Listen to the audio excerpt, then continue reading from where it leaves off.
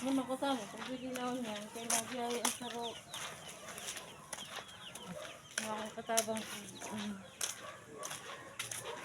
Hello guys, good morning po. Ayan naman po kami with timba.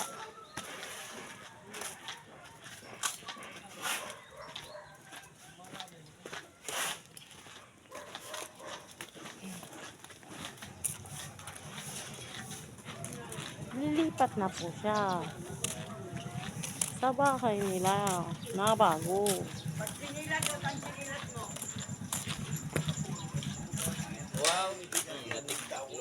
Saka na bagatan na simul na yan.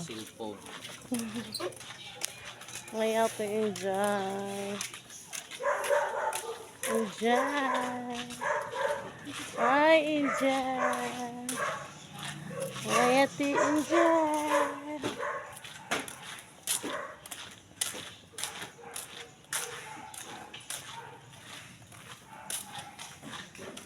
Kami po ay going to Manila.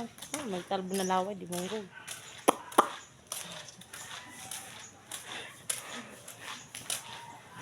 ate enjoy.